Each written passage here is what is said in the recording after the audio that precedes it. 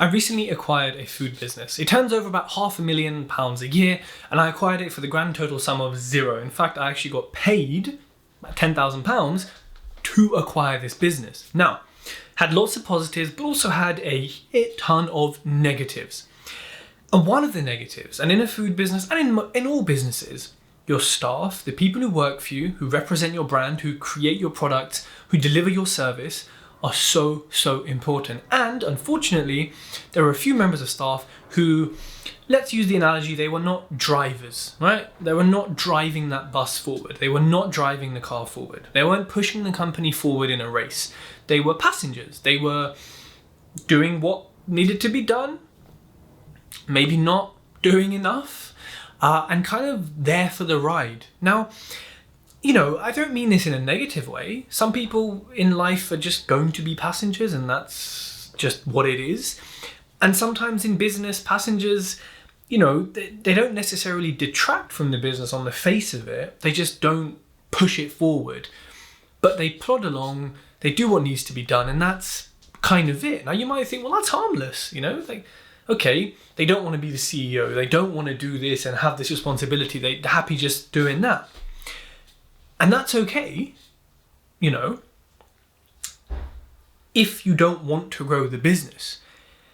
And if you're happy with it staying at a certain level. In fact, if you really want a business to just stay at the level, which it shouldn't, it should always be growing by a certain percentage every year. Think about it, against inflation, against market changes, against, But if you just want it to stay the same and you're not really fussed, then actually passengers, people who are plodding, actually probably better for you. Because a driver's going to be like, well, come on, Ted, you're the CEO. Let's push this business forward. I want growth. I want this. And you're like, I don't need that. We can just chill like right here. Like, I'm good with that. So actually you need to consider what you want. But I would say 99% of you are going to want to grow the business in some shape or form. And you're probably going to want to have your staff do a lot of the work so you can have more time to chill and do the stuff that you do as a business owner, And the only way to do that is to hire drivers. Now, of course, having a team full of drivers is fantastic. They all need to get along and work together and be driving towards that central goal. And I've got other videos on creating a culture, presenting things to the team, ensuring that they're all in line with that vision. And they're constantly reminded of what that vision is and how we're going to get there, right? So that's a separate thing. But how do we define a driver and a passenger? Okay, so drivers are proactive, they're self-starters, they take ownership and they align with your vision. I've had people join this company, food business, who we have a presentation like on where we want to be in X many years. They basically read it in the first few weeks, came to my ops manager and said, I saw you've got a position in events management, doing this, this and this, in that part of the org chart. I want to be there. I said, okay. Got some people who maybe have never read it. Got some people who've read it and said, I think I could be there, And actually sometimes, in a lot of companies, they have these org charts and these presentations, and it doesn't actually mean anything. So a lot of the time your employees and your staff, whether they are drivers or passengers, they won't necessarily ask, like, oh, is that true? How do I get there? They don't have the confidence or belief, because most companies don't give them that, to then ask you and say, actually, yeah, I want to do that like that one person did. And so you have to reinforce it, to send that presentation out every month. Any new starters, ensure they watch it, ensure they read it. Remind people, hey everyone, just going back to the presentation, in a few months, we're going to need someone at this position. Much rather promote you guys than hire someone else. So just remember that. Although we're talking about defining and identifying passengers and drivers, sometimes a driver may be hidden. In the interview, they might be a driver and they get in the company and you think, oh, it's a bit different. But it may be because you haven't given them the confidence, or they don't have the confidence or the clarity to say, yo, these roles exist. Like, you tell us. When I interviewed some of the staff, I think one of them said to me at the start, oh, I'd love to own my own bakery or my own restaurant and manage it. And I said, okay, well then we'll get one. You can manage it. If that's part of what you want, or you want to be a franchise of us, go for it. If you want to have your own business in the future, then fine, But if you want to do it with the safety and security of us, Okay, we'll create a path for you to get there. And they were shocked. Well, like what? This is normal. You know, I always say to employees, if you can take elements of my job off me, I will pay you. Full stop. Nothing needs to be discussed. If you can make my life easier, I will pay you. Why do you pay 40 quid for Uber when the tube's like 4 quid? Convenience. Right? So same thing applies. Sorry, tangent. Back to defining it. Drivers don't wait for directions. They already have the map. Shit, some of them even created the map. And then passengers, they drift along, they need micromanagement, and they're, like I said, just there for the ride. They're the kind of type who wait till the last minute. Are we there yet? Are we there yet? Where? You know? You don't need that, right? Now, the importance of drivers is you need people, not just you. Imagine you're trying to drag a ship. Pretty flipping difficult. Imagine you're trying to win a tug of war against 20 people. You're probably going to lose, no matter how strong you are. But imagine if the 20 people are on your side. Imagine if the ship is in water and it's propelled and you're just steering it. You get the analogies here? It's a lot easier when you have drivers on your side. You know what I mean? A driver is someone who has a flat tire, changes it, and then still beats you to the destination despite traffic. You know? A driver is someone who, for me, has helped scale my businesses massively, has helped me save costs, like in property, has helped the cleaning business move forward in terms of the audits we do, the new business we win, so many elements where I know who drivers are and I know who passengers are. And actually, to be fair, in my cleaning business, it's not bad having passengers, you know, and this is actually a bit of an exception to the rule. You know, there's some roles where we kind of just want a passenger. However, actually, when you really think about it, that's not actually true, is it? Because I'm thinking, who's a passenger in my cleaning business? If they are, they're getting fired. Or their last day was today. Or like, it doesn't happen because they're not proactive. They don't tell you when you need chemicals. Don't tell you when you run out of mops. Their quality drops. It doesn't work with passengers, actually. Now, there's different levels of drivers. Don't get me wrong. You are the ultimate final level boss driver, right? And there'll be people who are light drivers. There'll be people who are heavy drivers. And that is, you know, you'll identify that in your interview, hopefully, and also in your onboarding process, which you have one. Obviously, I work with businesses and people to create and design recruitment and onboarding services. You might recall I had my own recruitment business, 4 years, double the profits, double the turnover, and I work with businesses now doing that. Now, you'll also discover it when they are in your business. So when they're working for you, this is the importance of probation periods, KPIs, tracking, monitoring things, is so that you can see, who's a driver, who's a passenger, right? And, you know, passengers, again, it varies so much, but generally low energy, constant excuses, minimal effort, can't use their brains. You know, you tell them things multiple times, they don't make notes, they don't listen, they ask you again. You know, I have a rule. I say, if it's not in the paperwork we've given you in the brief, you can ask. Otherwise, read the goddamn brief or make notes. My time is valuable and so is yours. Don't make me repeat myself. I'm not going to make you repeat yourself, right?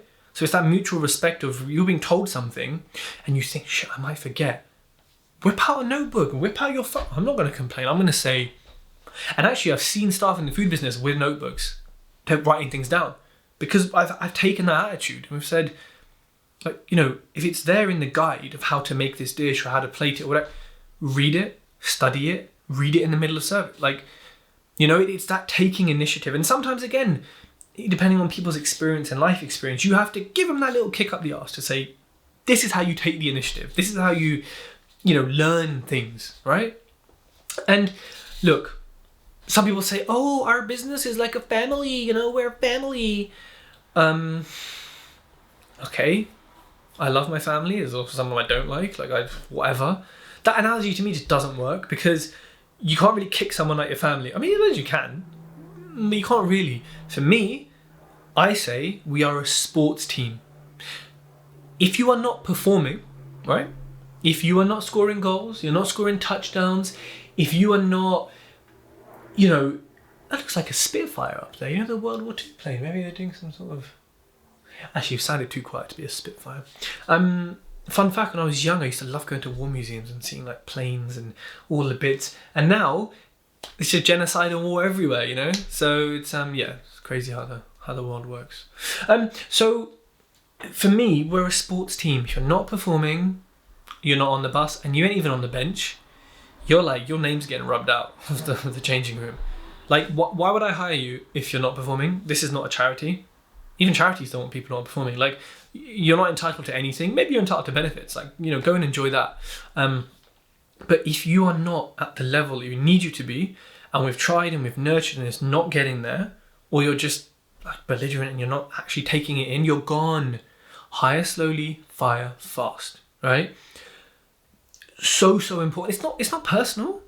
It's business. The bus only has so many seats. Yeah, you only fit X many people on the yacht.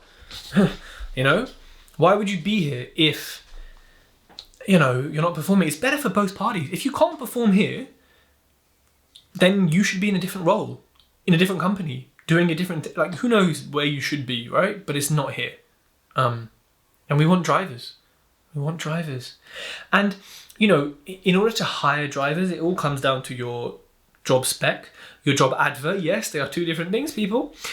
Your hiring process, your onboarding process, your maintenance and nurturing programs, your probationary meetings, your 360 reviews, you know, HR and recruitment. It comes down to these functions. And look, with a VA, I think it's a bit different, you know, to like having people actually kind of here.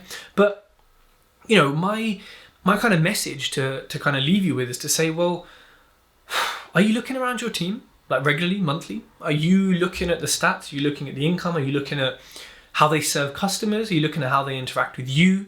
How often you're repeating? You know, like, how much are you analyzing what's going on if they're just sitting around? How much are you auditing their work? Like my cleaning business, we do monthly to quarterly audits, depending on the site. These are important. What I hate is when I get a message from a client, this hasn't happened, this hasn't been done, this and this. And I hate to the cleaner, well, what's going on? You know, if they don't communicate, it is a massive, massive red X. It's a massive, okay, I'll remember that. And the next time it happens will be the last time it happens. Because people make mistakes and that's different. But not communicating things, not doing your job to the standard, and then not communicating that because, look, if you had to leave early because you were sick, you had to leave early, or you couldn't do a job because a mop broke halfway and it's 9 p.m. and you can't get one now, okay, you tell me, you communicate. We don't want the client to say, you know what I mean? As soon as the client says something, unless you've asked for feedback, that's not good. That's at a stage where you don't want to be. You want to be beating them to it. Oh, hey, by the way, last night we have to leave half an hour early because this broke, blah, blah, blah. Or cleaner felt really sick. Don't worry about it. I'm going to issue a credit note. Or I'm going to add, you know, the extra half an hour onto the next cleaner they do to make up for that. Preemptive. And look, I'm not going to say I'm perfect. I definitely get those emails from clients. I do. No matter how much I train them, they still get them, right? But that's just part of business, right? £500,000 cleaning business, nice chunky net profit. I think I can cope with some challenges and issues sometimes because otherwise, pretty straightforward to run.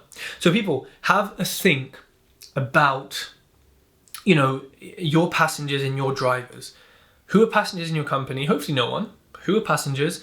Who are drivers? Who are displaying tendencies of each characteristic? You might have people who are on the border who could go one way or the other. And maybe your nurturing will take them one way, you know? That can happen. Passengers can become drivers and drivers can become passengers. And when drivers become passengers, I think it's quite sad because I think often it's a lack of support from the business, a lack of direction, a lack of where to go. Could also be personal issues, but you know, if people are drivers kind of naturally, and they are when they start in your business, they should continue it. You know, you don't want to put out that spirit in someone, right? So people, hire drivers, get rid of passengers, kick everyone else off the bus. Like, we don't need freeloaders here, okay? Yeah.